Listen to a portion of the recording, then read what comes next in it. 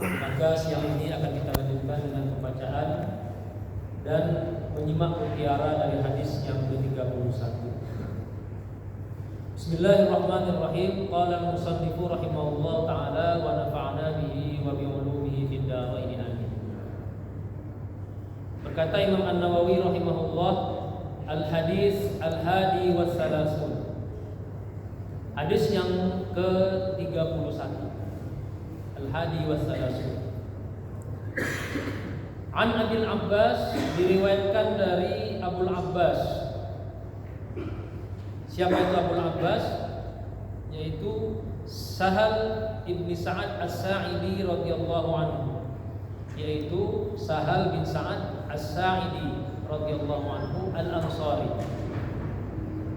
Jadi hadis yang ke-31 ini jamaah yang dirahmati Allah, ini sampai kepada kita riwayatnya berkat jasa seorang sahabat yang bernama Sahal bin Sa'ad. Sahal bin Sa'ad ini salah seorang sahabat Nabi dari kalangan Ansar, yaitu penduduk Madinah. Yang mana ketika Nabi datang ke kota Madinah hijrah, itu Sahal bin Sa'ad ini usianya masih sekitar 5 atau 6 tahun, masih seperti masih kecil.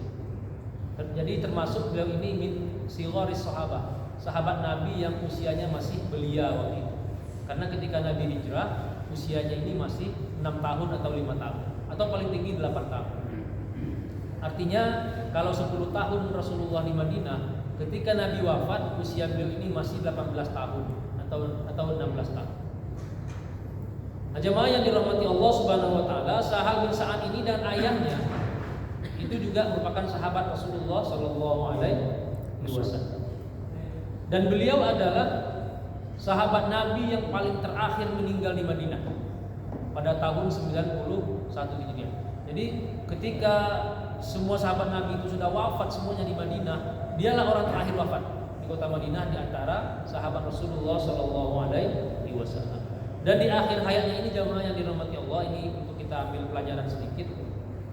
Sahal bin Sa'ad ini mendapatkan ujian, mendapatkan semacam cobaan.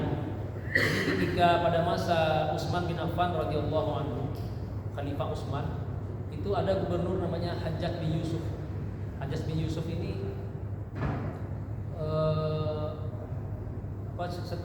setelah itu di Bani Umayyah, ya, Hajjaj bin Yusuf datang ke kota Madinah. Lalu di sana beliau menginterogasi sahabat Nabi ini, Sahal bin Sa'ad ini, sama musim gubernur ini. Waktu itu kan terjadi keseruan politik di antara umat Islam, antara pendukung Muawiyah, pendukung Ali, pendukung Aisyah, pendukung Abdullah bin Zubair dan seterusnya. Ini memang masalah perpecahan politik ini sejak dulu. Jadi ada gubernur namanya Hajjaj bin Yusuf datang ke Madinah, itu menginterogasi Sahal bin Sa'ad ini, sahabat Nabi ini. Dia dituding tidak mendukung Utsman bin Affan. Oleh karena itu sampai ceritanya itu oleh si gubernur ini, itu sahabat Nabi ini diberi cap di lehernya, kayak orang kalau kita tahu kuda, ya, ada kudanya dicap di badan itu, Pak, untuk penanda, dicap pakai besi panas, Pak, nanti melepuh kan, meninggalkan tulisan. Nah, sahabat Nabi ini, Sahal bin Sa'ad ini, itu termasuk orang yang pernah mengalami itu. Jadi oleh gubernurnya itu, gubernur terkenal kejam lah, Pak, gitu ya. Muslim juga. Jadi karena perbedaan politik, sahabat Nabi dicap di lehernya begitu. Sambil mengatakan, kalau bukan karena engkau sahabat Nabi, kalau sudah saya bunuh, sudah saya hukum pancung lah, karena dianggap tidak setia kepada penguasa. Nah, itu sekelumit yang tentang sahabat Nabi Sahal bin Sa'ad As-Sa'idi radhiyallahu anhu. Ala kulli hal, Sahal bin Sa'ad ini wafat pada tahun 91 Hijriah, yaitu pada masa Bani Umayyah berkuasa atau memimpin umat Islam.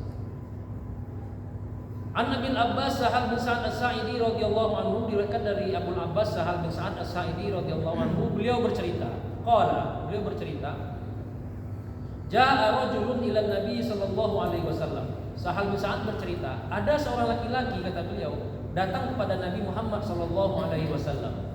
Faqala, lalu laki-laki itu bertanya, "Ya Rasulullah, wahai Rasulullah, dullani ala amalin, tunjukkan kepadaku suatu amal, suatu perbuatan, Iza amiltuhu, yang mana apabila perbuatan itu aku kerjakan, ahabbani Allahu, maka aku dicintai oleh Allah, wa ahabbani an-nas, dan orang pun cinta kepadaku. Jadi sahabat itu datang kepada Nabi minta wejangan, wahai Rasulullah, tunjukkan kepadaku sebuah tips, sebuah trik, bagaimana caranya aku ini dicintai Allah dan aku juga dicintai oleh manusia. Ini pertanyaan sangat berat ya jemaah yang dirahmati Allah Subhanahu wa taala. Kenapa? Bisa jadi Allah mencintai kita, tapi mungkin tidak semua orang mencintai kita. Karena mendapatkan rasa cinta dari semua orang itu hampir mustahil. Kita berharap semua orang suka kepada kita, itu sesuatu yang hampir mustahil. Jangankan dari orang lain, bahkan keluarga kita pun mungkin tidak semuanya suka kepada kita. Kira-kira begitu.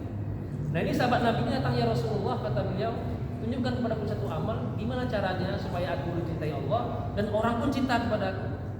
Faqala, maka Rasulullah bersabda, memberikan sebuah trik, sebuah izhad fid dunya. Kata Nabi, izhad fid dunya, zuhudlah engkau kepada dunia. Yuhibbukallah, maka Allah akan cinta kepadamu. Wazhad fima indan nas, dan zuhudlah engkau kepada apa yang ada pada manusia.